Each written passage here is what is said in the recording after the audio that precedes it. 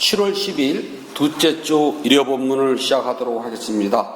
부처님 말씀 함께하겠습니다. 수단이 빠따 33번 바프타의 경 39번 개송 함께하겠습니다. 연꽃잎 위에 이슬처럼 바늘 끝에 겨자씨처럼 연꽃잎 위에 이슬처럼 바늘 끝에 겨자씨처럼 감각적 쾌락에 더럽혀지지 않는 사람 감각적 쾌락에 더럽혀지지 않은 사람 그를 나는 브라만이라 합니다. 그를 나는 브라만이라고 부릅니다.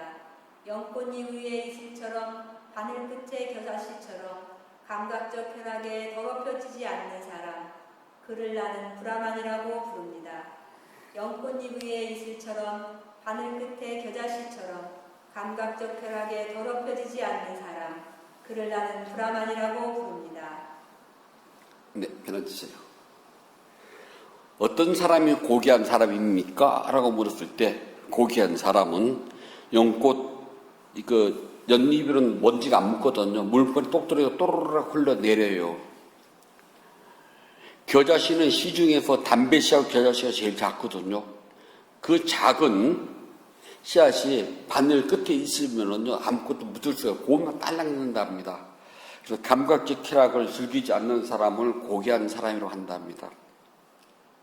한때 왜 이런 말이 쓰잖아요. 낮에는 내가 대통령인데 밤에는 누가 대통령이라고요. 그냥 술집만 가면은 완전 황제처럼 판친다서 나온 소리라고 하거든요.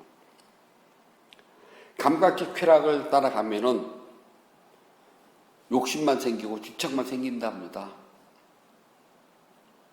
우리가 어떤 일을 할 때는요, 그 일을 왜 하는지 목적이 분명히 있어야 된답니다. 목적이 없으면 일은 쉽게 지치고 힘들고요, 그리고 포기하게 된답니다. 하지만 목적이 뚜렷하면은 지치고 힘들어도 포기하지 않고 자신이 그 정해놓은 그 목표를 달성하기 위해서 최대한 노력을 다해요. 그런데 목적이 없고 목표가 없으면은 왜 하는지를 몰라요. 아이들에게 공부하라고 세상의 모든 부모님들은 재촉을 한답니다. 근데 그 아이가요, 자신이 왜 공부하는지를 모르면은 공부는 재밌다 하나 하나도 없어요. 우리 다 경험했잖아요. 그런데 나는 공부를 해가지고 나는 이걸 하고 싶어. 그러면 그걸 하기 위해서는 자신이 공부를 얼마큼 하든 압니다. 그러면 공부를 한답니다. 아이들에게 무조건 공부하라가 중요한 것이 아니라 왜 공부를 해야 되는지, 그리고 자신의 목표가 무엇인지 있어야 된답니다. 그런데 대개 사람들은요, 어렸을 때 보면 그냥 목표가 없었다고 그래요. 하고 싶은 것도 없고 하고 싶은 게 없으니까 자연히 공부는 소홀해질 수밖에 없답니다. 자, 사람들이 직장을 다닙니다. 직장을 다니는 사람들이요, 처음에는 모르겠지만 조금 다니다 보면은 힘들고 지겹고 지치고 짜증나고 보기 싫은 사람 얼굴도 봐야 되고 다 싫답니다. 가기가 싫대요.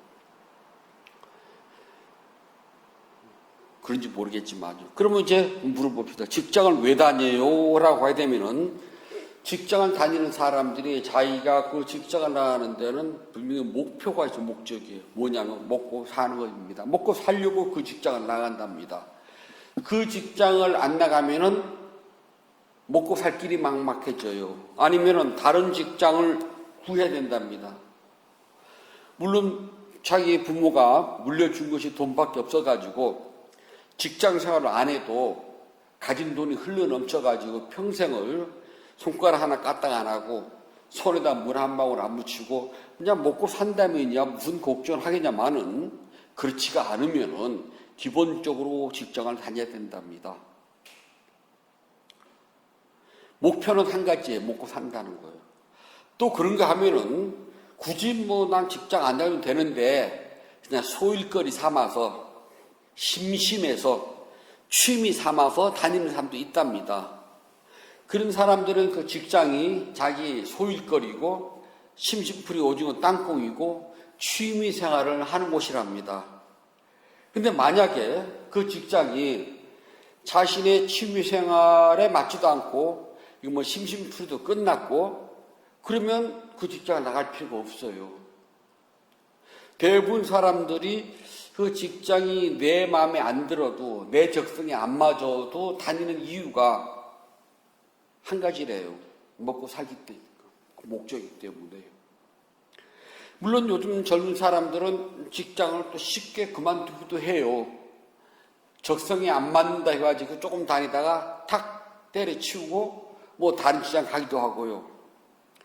또 이제 어느 정도 생활이 되면은요, 이제 공부병이 들어요. 아, 내가 공부를 좀 더 해야 되겠다. 그래서 이제 직장을 사표를 쓰고 나와서 다시 이제 대학원을 가고 뭐 한답니다. 물론 뭐 다 나쁘진 않아요. 더 좋은 걸 위해서 공부를 할 수도 있으니까요. 하지만 통계학적으로 있잖아요. 직장을 그만두고 공부를 계속 한 사람들이 다시 그 공부를 마치고 나와서 다시 직장 가기가 또 어렵답니다. 왜냐하면은 그 직장에 있던 사람들이 같이 들어간 사람들이 놀고 있지는 않았거든요.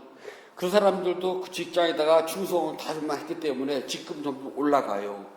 나는 그만두고 나와서 내가 공부를 했으니까 나는 저 사람보다 높은 직급 주라고. 그거 힘들답니다.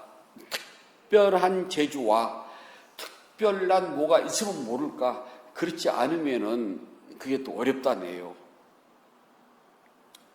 아무튼 사람들은요, 자신이 그 직장을 다니는 목적은 먹고 산다는 것이 기본이기 때문에 싫어도 다녀야 되고요. 정말 그만 다니고 싶어 하면서도 소가 도로장으로 끌려가듯 그냥 그 직장에 끌려간답니다.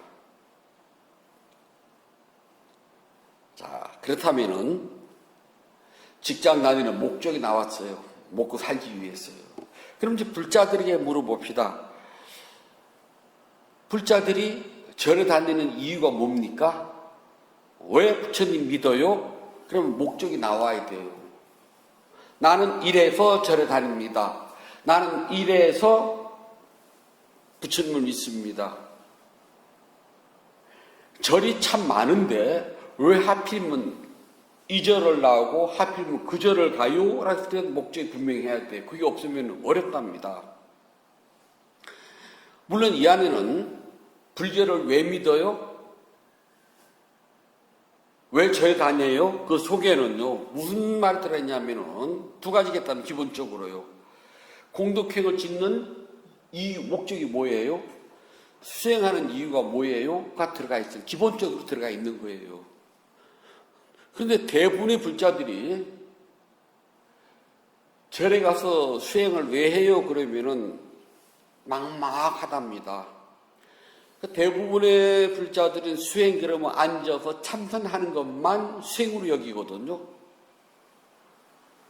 그게 아니라 자신이 절에 가서 우리가 이제 한국에서 가장 많이 하는 것이 칭양성호라고 그래요. 불보살의 이름을 부르는 것. 뭐 석가모니 불을 하든 관세음보살을 하든 지장보살을 하든 아미타불을 하든 상관이 없어요. 또는 뭐 3000배를 하기도 하고 10,000배를 하기도 해요. 그러한 것들이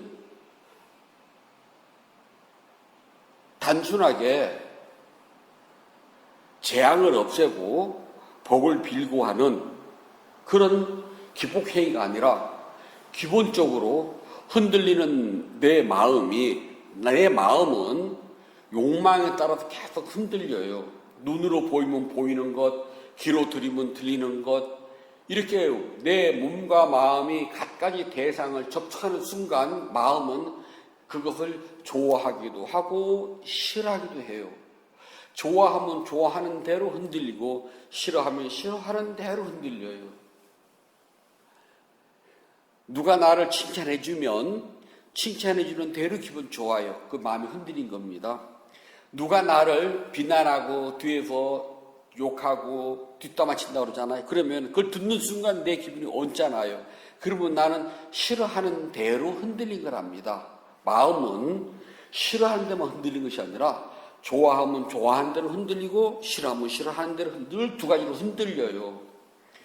그때 흔들리는 마음이 나는 더 큰 욕망을 불러일으키고 더 큰 집착을 불러일으켜요.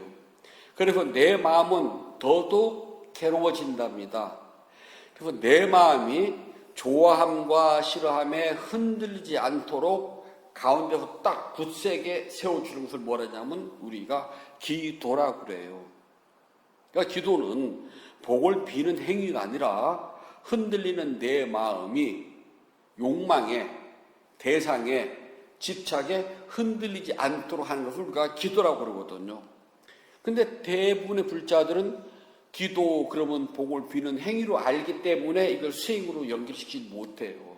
사실은 그 모든 게 수행이랍니다.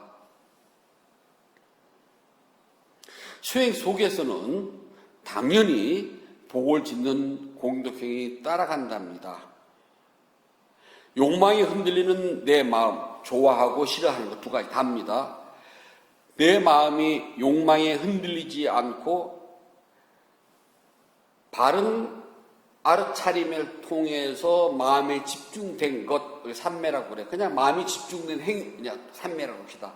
삼매에 들어가게 되면은 마음은 더 이상 흔들리지 않거든요.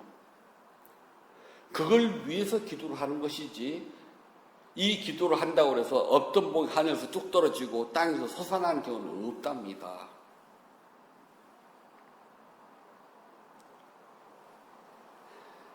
모든 기도, 즉 수행은 기본적으로 흔들리는 내 마음이 흔들리지 않도록 마음을 집중하는 행위, 삼매 때문에 한답니다.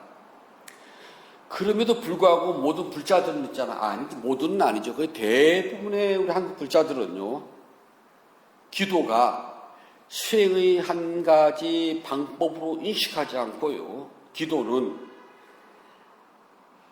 내가 가지고 있는, 내가 겪어야 하는 모든 재앙이 사라지고 복이 내려오길 바란답니다. 그래서 소재강복이라고 그래요. 그렇게 한다면 매일매일 기도하는 스님들은요, 이 세상에서 있잖아요, 안 될 일이 하나도 없겠네. 그럼 스님들은 원하는 일이 다 돼야 되잖아요. 근데 절대로 그럴 일이 없답니다. 스님들이 부처님 법을 따라서 수행하는 것은 수행하는 것이고, 과거 스님들도 중생이기 때문에 과거 수없는 윤회 생 쪽에서 내가 지어온 선업과 악업은 다 받아야 돼요. 그거 절대 못 피한답니다. 그거는 수행과 별개거든요. 기도를 열심히 한 스님들이 좋은 일만 있더냐고요. 그렇지 않아요. 그렇게 기도를 죽기 살기로 한 스님들도 있잖아요. 괴로운 일도 많고요, 슬픈 일도 많고요, 아파야 되고요, 마음에 안 드는 일이 부지기수랍니다. 그런데 그것을 우리가 인정하지 않으려고 그래요. 인정해야 된답니다. 왜냐하면 기도는 눈, 귀, 코, 입, 몸, 마음이라고 하는 6개의 감각 기관을 통해서 들어오는 모든 대상들을 받아들여요. 받아들이면 느낍니다. 느끼면 생각해요. 생각하고 나면은 분별한답니다. 이 과정을 우리가 몽땅 뭐라냐면 욕망이라고 그러고요. 욕망이 생기는 순간요, 괴로움은 절대 끝나지 않습니다. 우리 아까 모아이경 읽었잖아요. 영원하지 않냐, 영원하지 않느냐라고 부처님이 물어봅니다. 제자들은 뭐라? 영원하지 않습니다 그러잖아요. 그럼 영원하지 않는 것은 행복한 것인가, 불행한 것인가, 괴로운 것인가 물어봐요. 제자들 뭐라 합니까? 괴로운 것입니다. 일단 그것을 인정하면 문제가 해결되거든요. 근데 그걸 몰라요. 모르니까 넘어간답니다. 하지만 우리는 알아야 된답니다. 그래서 기도는 6개의 감각관을 통해서 들어오는 모든 대상에 좋다, 나쁘다라고 흔들리는 내 마음이 흔들리지 않도록 집중하는 행위를 말한답니다. 이게 기도하는 근본 목적이에요. 그러면 공독회는 왜 짓습니까? 내가 지금 복을 져요. 보시를 하고 시주를 하고 불사에 동참을 해요. 똑같은 말인데 또 사람들이 또 다른 걸로 알고 있거든요. 똑같은 말이랍니다. 그런 공독회는 왜 합니까? 라고 물어보면은 내가 지금 복 받으려고요. 그러면 얼만큼 공독행을 해야지만 그 복이 지금 당장 나에게 돌아올까요? 라고 한번 물어보세요. 아무도 말 못한답니다. 왜냐하면 나는 수없는 윤회생 속에서 내가 지은 악업과 선업의 무게를 난 모른답니다. 그렇기 때문에 내가 지금 죽기 살기로 선업 공덕을 지어도요, 이게 수없는 윤회생 속에서 내가 지은 악업의 무게와 지금 내가 지은 선업의 무게를 달았을 때 어느 쪽이 무거운지 난 모릅니다. 그래서 나는 왜 죽어라고 기도를 하고 죽어라고 내 정성을 다해서 공덕행을 짓는데 왜 이렇게 난 고단하게 살아야 돼? 간단해요. 윤회생 속에서 내가 지은 악업의 무게가 금생에 내가 지금 짓는 선업의 무게보다 더 무겁다는 소리랍니다.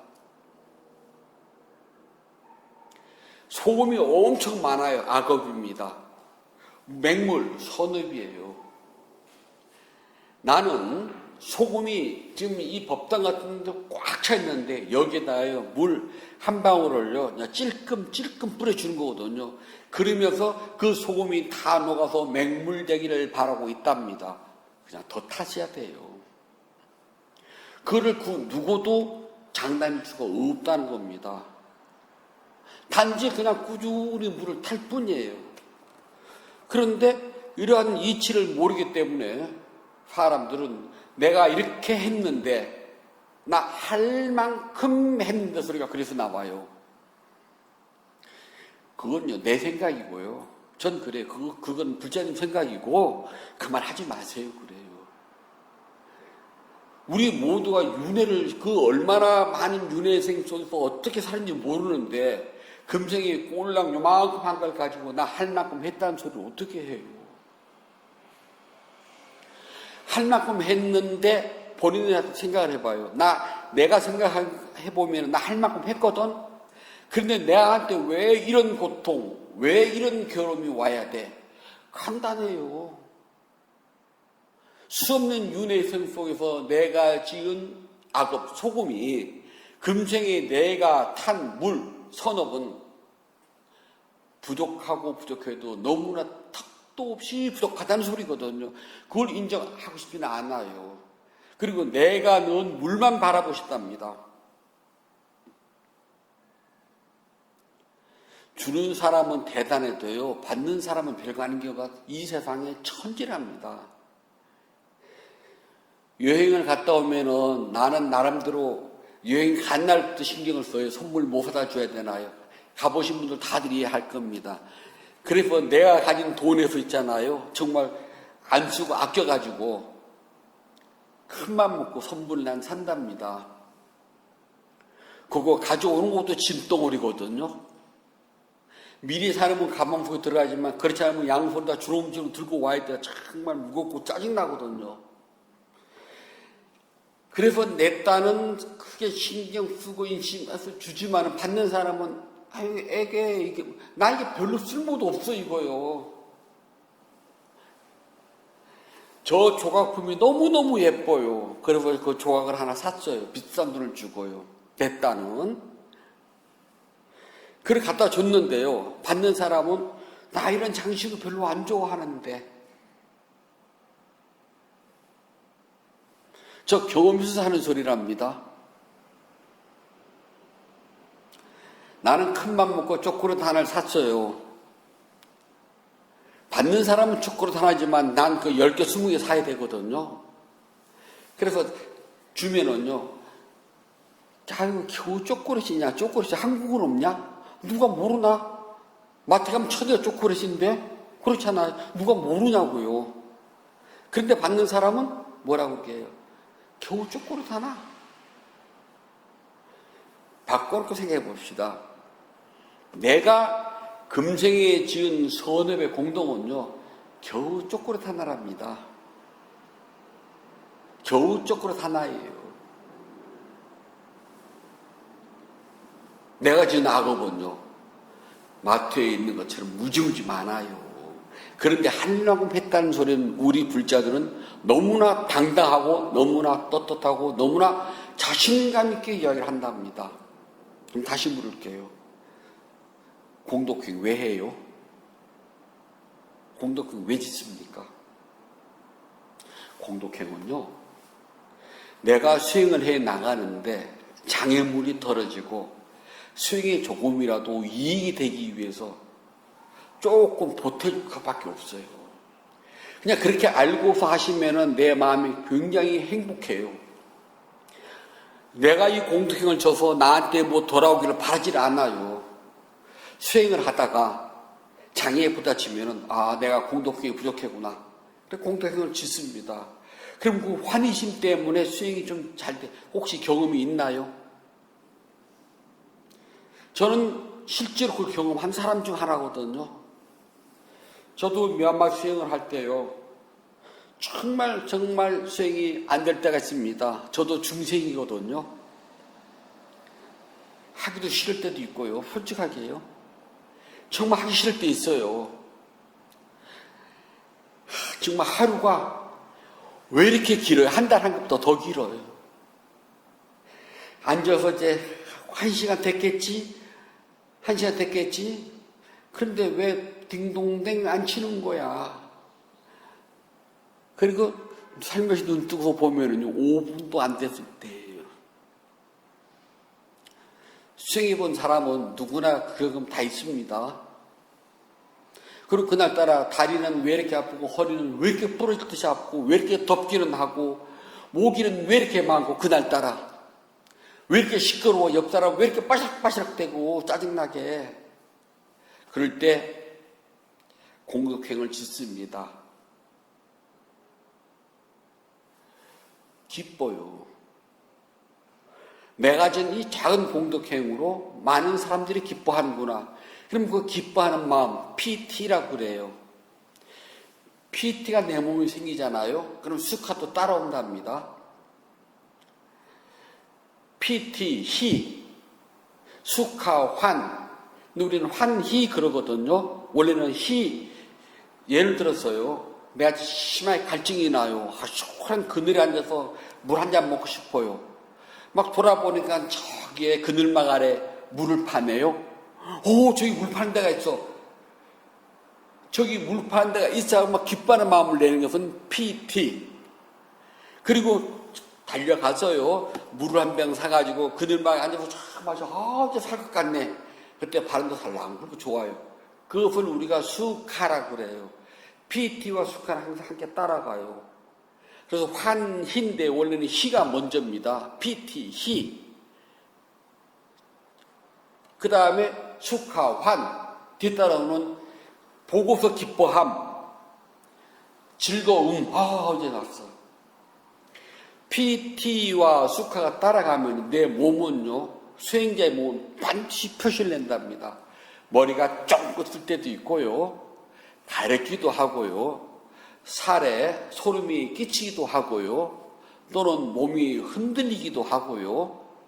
또는 설사가 나기도 하고요.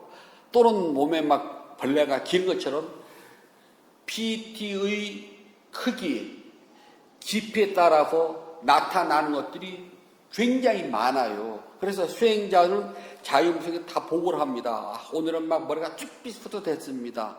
꼭 무서운 것처럼 소름이 쫙 돋았습니다. 또는 등골이 써늘했습니다. 갑자기 앉아있는데 이렇게 더운 삼복도 위에 시원한 바람이 불듯 아주 서늘했습니다. 또는 배가 싸르르 아팠습니다. 또는 설사했습니다. 그렇게 이야기를 하면은요, 아, 지금 저 수행자 어느 정도 수행이 됐고, 어느 정도의 지금 PT에 가 있구나 하고 알아요. 여기까지만. 더 이상 말 못해줘, 나도, 알아도.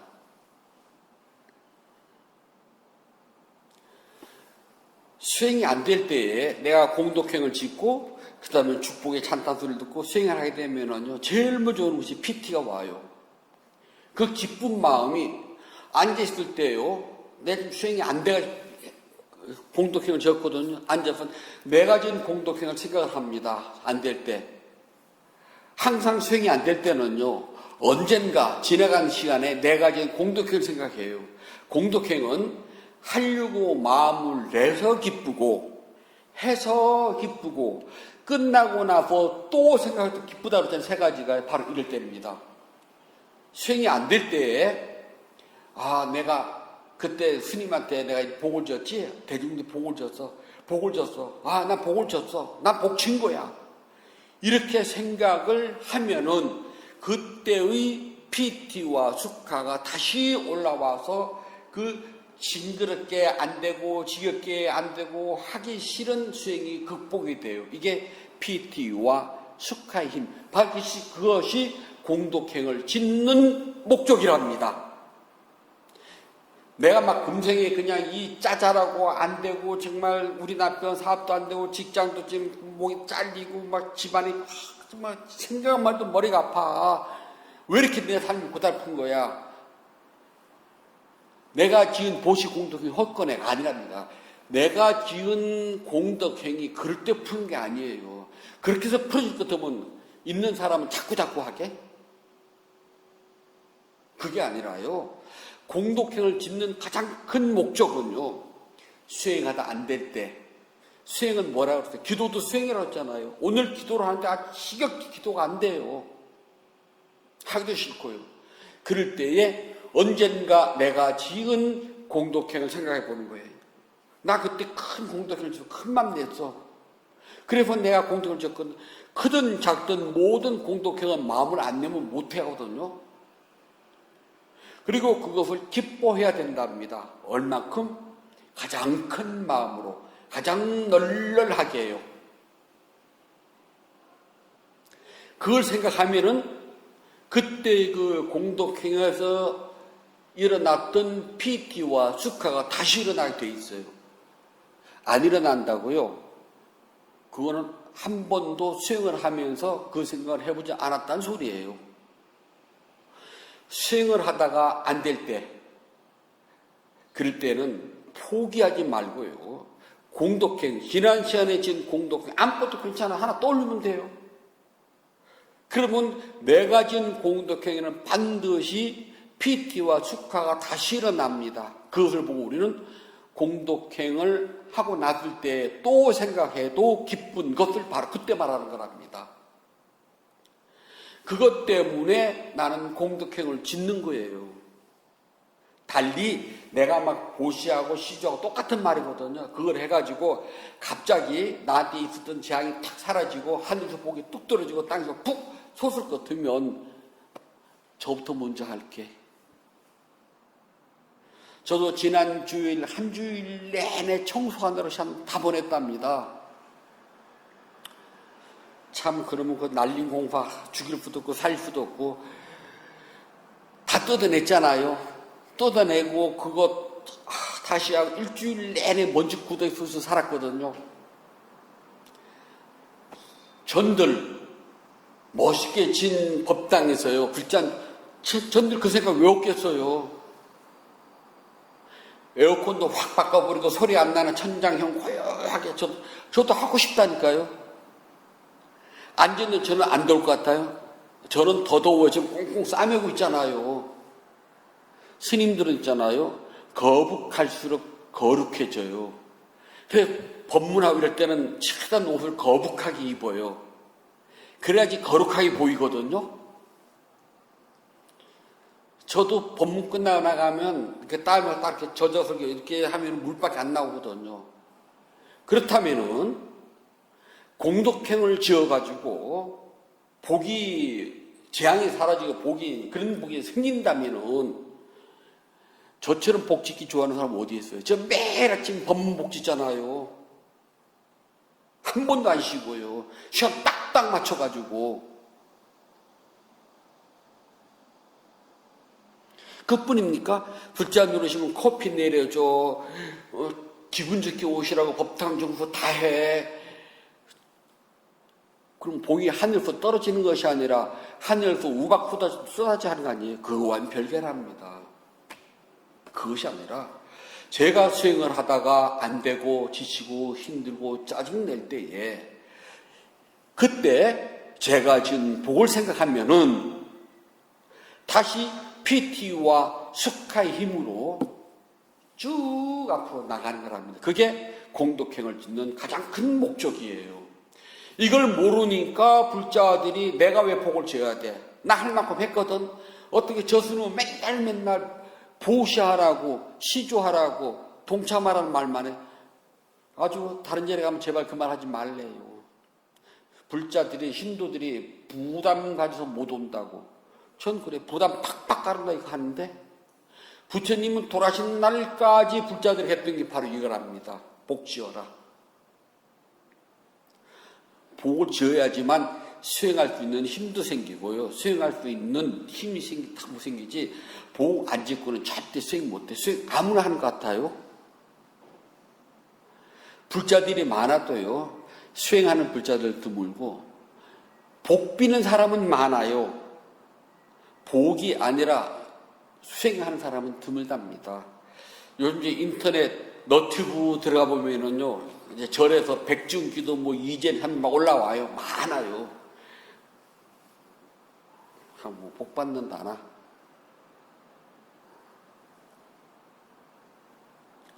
그러면 불자들한테 뭐하래요? 동참하라는 소리 뭐하라 해요? 아시겠고? 절대 안 해요. 제가 교대로 다 하면 끝이지. 복권 혼자서 저기 로또 1등 당첨 혼자서만 쭉 한 달만 두 달도 필요 없어. 끝나는 거 아니에요? 그런 일은 절대 없답니다.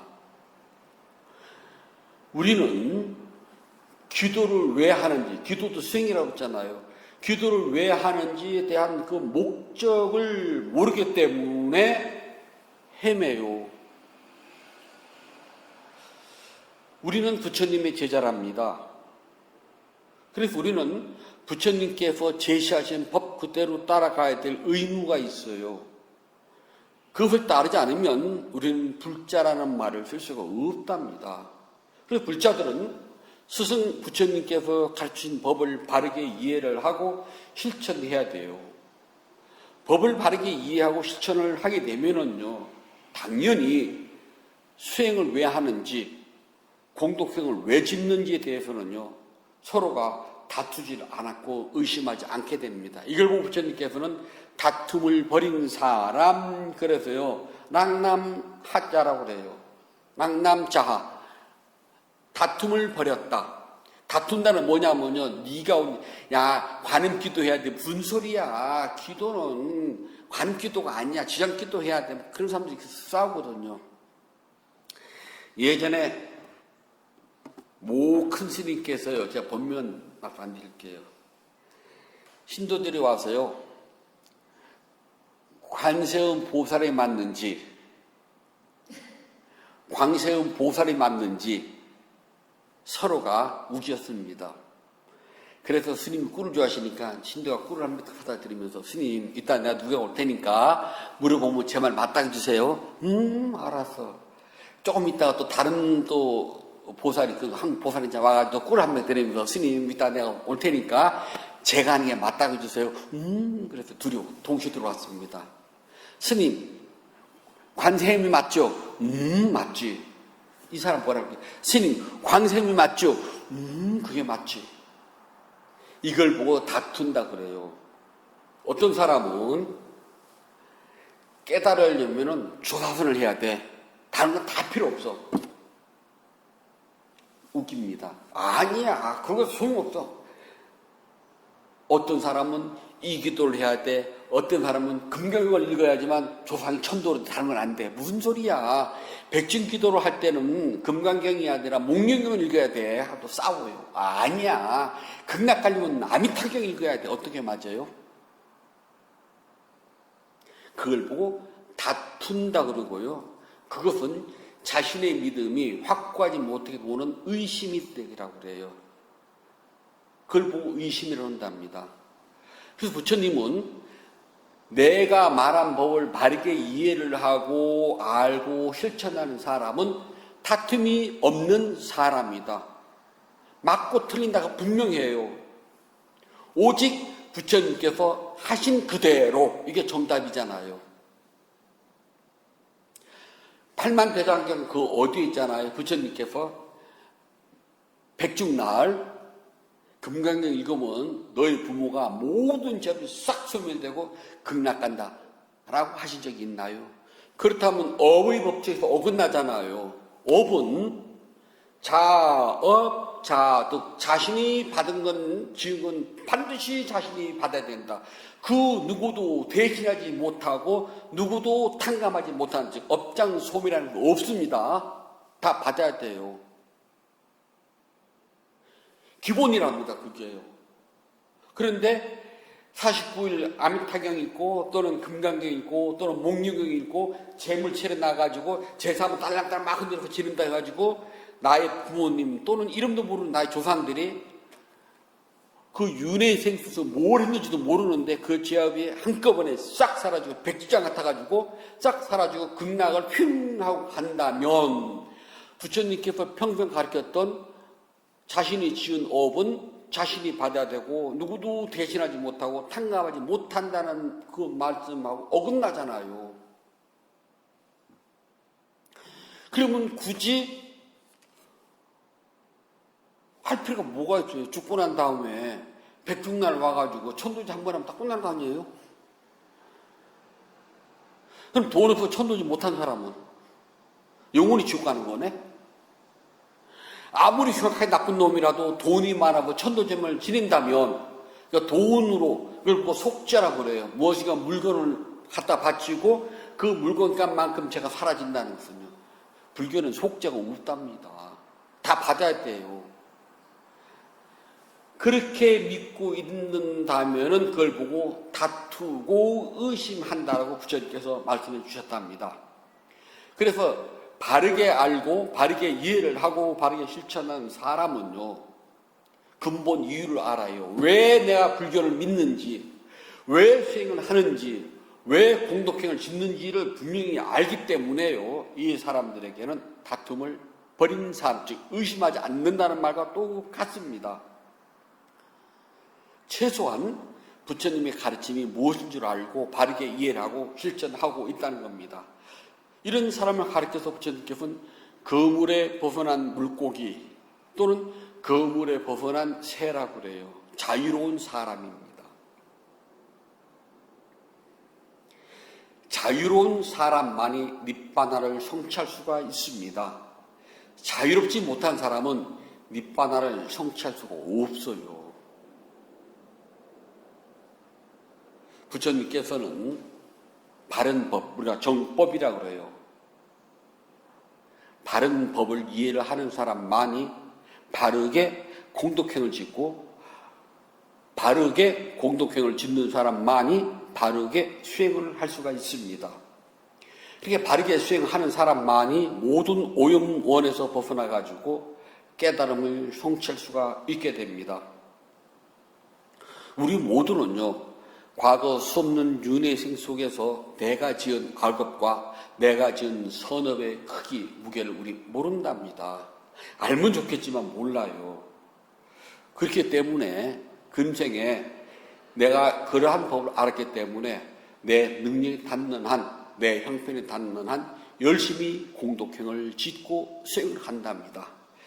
이렇게 수행을 열심히 하고 싶은데 중생인지라 하기 싫을 때도 있고 꾀가 날 때도 있고 하고 싶어서 하긴 하는데 유독 망상이 많이 일어나가지고 안 나가요. 그리고 또 신업이 고달퍼가지고 왜 이렇게 또 아파요 오늘따라. 지난 시간에는 안 아팠는데 이번 시간에는 아주 막 지긋지긋하게 아파요. 몸살이 날 정도로. 어느 정도로 아프냐? 차라리 죽었으면 낫겠다는 생각이 들어갈 정도로. 바로 그럴 때 내가 지난 시간에 지은 공덕행, 아무거나 생각나는 대로 하나를 떠올리세요. 그때 내가 기쁜 마음으로 공덕행을 했지? 나 공덕행 지었어, 보시했어, 복지었어 라고 하게 되면은 공덕행은 하려고 마음 먹어서 기쁘고 하는 과정이 기쁘고 하고 난 다음에 또 생각해서 기쁘다고 그랬잖아요. 바로 이거랍니다. 그때 일어나는 게 뭐냐? 피티와 수카예요. 어떻게 일어날지는 몰라요. 클 수도 있고 작을 수도 있어요. 아주 살짝 부는 산들바람 같을 수도 있고요. 폭풍처럼 휘몰아칠 수도 있습니다. 찻잔에 있는 입김을 훅 불어서 찻잔 속에 찬물이 출렁일 수도 있고요. 큰 호수의 바람이 살랑 불어서 물길이 잔잔하게 일어날 수도 있고요. 큰 바다에 파도처럼 몰릴 수도 있고요. 쓰나미처럼 몰릴 수도 있답니다. 그건 다 달라요. 그것은 표준이 없답니다. 그때 크든 작든 PT와 수카가 일어나면은 극복이 돼요.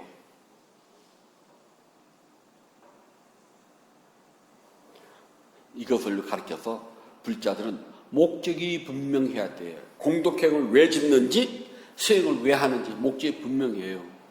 수행은 영원하지 않는 것에서부터 자유를 얻기 위해서, 감각적 욕망 쾌락에서부터 벗어나기 위해서 난 수행을 하고요. 벗어난 걸 보고 우리는 성자의 흐름에 들었다고 합니다. 벗어나고 싶은데 수 없는 윤회생 속에서 내 몸도 마음도 대상에 좋다 싫다에 매달리는 게 너무너무나 많아요. 그때마다 나는 늘 거기에 묶여가지고 몸도 마음도 그게 끌려다니고 그게 난 너무 싫거든요. 그때에 그것에서부터 벗어나기 위해서 나는 공덕행을 짓습니다. 자, 이제 공덕행을 짓는 목적, 수행하는 목적이 분명했잖아요. 그러면은 멈추지 않고 나가면 됩니다. 그렇게 된 것을 보고 우리는 의심이 사라진 사람이라고 이야기를 해요. 또 다른 말로는 다툼이 없는 사람, 똑같은 말이랍니다. 수행하고는 그 목적은 깨달음, 닛반의 성취랍니다. 닛반의 성취를 위해서는요, 눈, 귀, 코, 입, 몸, 마음이라는 6개의 감각기관이 늘 고요해야 돼요. 6개의 감각기관이 물결치듯 일어나게 되면은요, 수행은 점차 힘들어진답니다. 그래서 수행의 기본은 6개의 감각기관을 고요히 가라앉히는 걸로 시작을 해요. 고요히 가라앉히는 것을 우리는 삼매라고 한답니다. 삼매가 깊어지고 삼매가 높아지면은 머지않아 근생에 반드시 성스러운 도, 아리아 막가에 들어가게 된답니다. 아리아 막가에 가는 길은요, 쉬워요. 그렇다고 해가지고 또 너무 어렵지도 않아요. 너무 쉽지도 않고요. 그냥 본인이 조금만 더 노력하면 돼요. 용기를 잃지 말고요. 조금만 더 노력하세요. 수행은 더위와 추위 이겨내야지만 수행이 가능하답니다. 덥다고 시원한 데 찾아가고 춥다고 따뜻한 데 찾아가면 수행 못해요. 수행은 몸과 마음이 조금 불편하더라도 불편한 것을 이겨내면은요, 가까이 있어요. 머지않아 근생에 반드시 깨달음을 성취하셔가지고 아리아 막가라고 하는 성자의 흐름에 들어가시길 바랍니다. 부처님께서 말씀해 주셨습니다. 수다니빠따 바스타이경 40번 개송입니다. 이 세상에서 자기의 괴로움이 소멸된 것을 알고, 이 세상에서 자기의 괴로움이 소멸된 것을 알고 짐을 내려놓고 장애가 없는 사람, 짐을 내려놓고 장애가 없는 사람, 그를 나는 브라만이라고 부릅니다. 그를 나는 브라만이라고 부릅니다. 이 세상에서 자기의 괴로움이 소멸된 것을 알고 짐을 내려놓고 장애가 없는 사람, 그를 나는 브라만이라고 부릅니다. 이 세상에서 자기의 괴로움이 소멸된 것을 알고 짐을 내려놓고 장애가 없는 사람,